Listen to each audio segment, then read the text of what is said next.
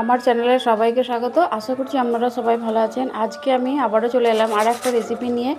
আজকে আমি করে দেখাবো এক বাটি চিড়ে আর একটা আলু দিয়ে বিকালের একটা টিফিন রেসিপি। তো চলুন রেসিপিটা শুরু করি। প্রথমে আমি এখানে নিয়েছি এক বাটি চিড়ে। আমি এখানে এক বাটি নিয়েছি, আপনারা আপনাদের প্রয়োজন মতো নেবেন। চিড়েটাকে আমি ভালো করে ধুয়ে নেব। চিড়েটাকে পানি দিয়ে ভালো করে 2-3 বার ধুয়ে নিয়েছি।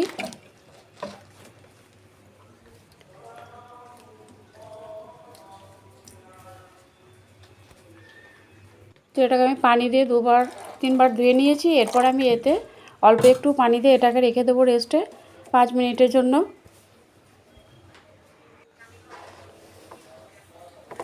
তো দেখুন চিড়েটা আমার অনেকটা ভিজে গেছে, নরম হয়ে গেছে। এরপর এটাকে আমি হাত দিয়ে ভালো করে মেখে নেব।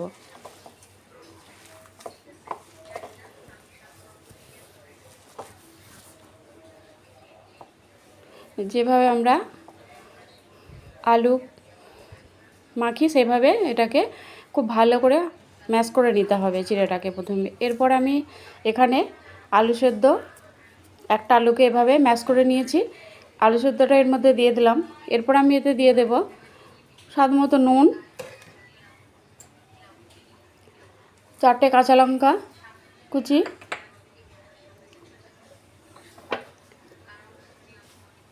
আর দিয়ে দেব হাফ চামচ লঙ্কা গুঁড়ো, হাফ চামচ হলুদ গুঁড়ো, আর দিয়ে দেব অল্প একটু ধনেপাতা কুচি। তবে আমি এখানে ধনেপাতা ব্যবহার করেছি, আপনারা চাইলে এটা বাদ দিতে পারেন, তার পছন্দ হবে না সে বাদ দেবেন। এরপর আমি এখানে দিয়ে দেব ভাজা মশলা। আমি এই মশলাটা আগে রেডি করে রেখেছিলাম। আমি এখানে নিয়েছিলাম ধনে, গোটা জিরে আর নিয়েছিলাম শুকনো লঙ্কা। এগুলোকে শুকনো খোলায় ভেজে নিয়ে এটাকে গুঁড়ো করে নিয়েছিলাম। তো সেই মশলাই আমি এখানে দিয়ে দিলাম 1 চামচ। তো সবগুলো উপকরণ হাত দিয়ে এভাবে ভালো করে মেখে নেব। তো আমি সবগুলো ভালো করে মেখে নিয়েছি। দেখুন ঠিক এরকম হবে। এরপর আমি এখানে একটা রুটি বেলা নিয়ে নিয়েছি।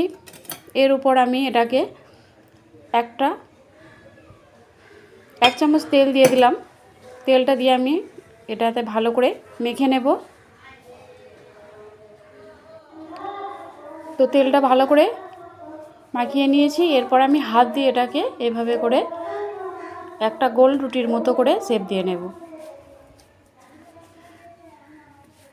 এভাবে হাত দিয়ে হাতের তালু দিয়ে এভাবে করে একটা রুটির মতো করে শেপ দিয়ে নিব।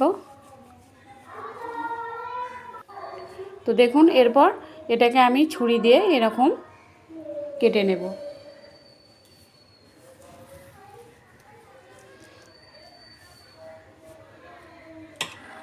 তো আমি এইভাবে করে শেপ দিয়েছি, আপনারা আপনাদের পছন্দ মতো করে দিতে পারেন।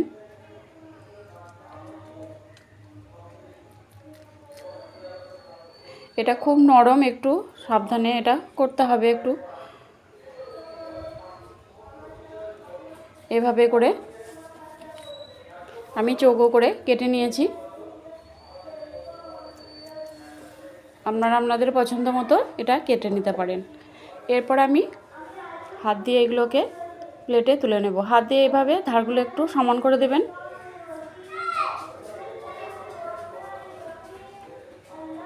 এরপর আমি দেখুন সবগুলোকে এভাবে করে তৈরি করে নিয়েছি। এরকম দেখতে হয়েছে ঠিক। এখানে একটা আমি ফ্রাই প্যান বসিয়ে দিলাম। তো ফ্রাই প্যানটা গরম করে নিয়েছি খুব ভালো করে প্রথমে। তারপর আমি এখানে পরিমাণ মতো তেল দিয়ে দেব।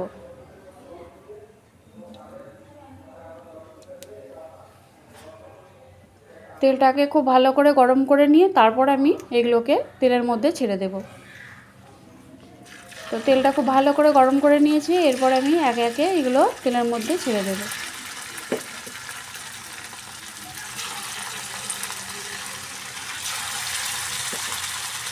তো সবগুলো একবারে দেবো না, পরের ব্যাচে আবারও বাকিগুলো ভেজে নেব।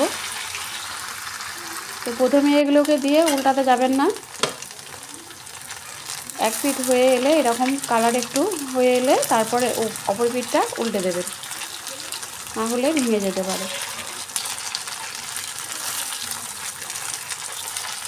তো আমি একটা কাঁটা চামচ দিয়ে এভাবে করে প্রথমে উল্টে নেব।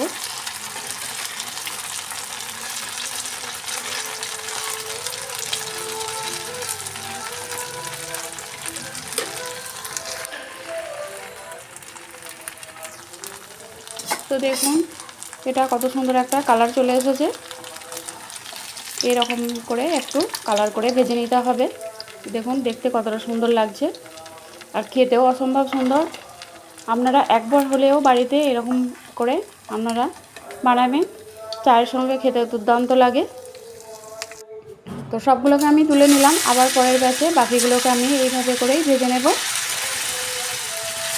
এটা খুব বেশি টাইম লাগে না আর খুব বেশি উপকরণও লাগে না, বাড়িতে থাকা মাত্র 2টো উপকরণ দিয়ে আপনারা এটা তৈরি করে নিতে পারবেন। তো এটা কেমন হয়েছে আপনারা অবশ্যই জানাবেন, ভালো লাগলে লাইক দেবেন।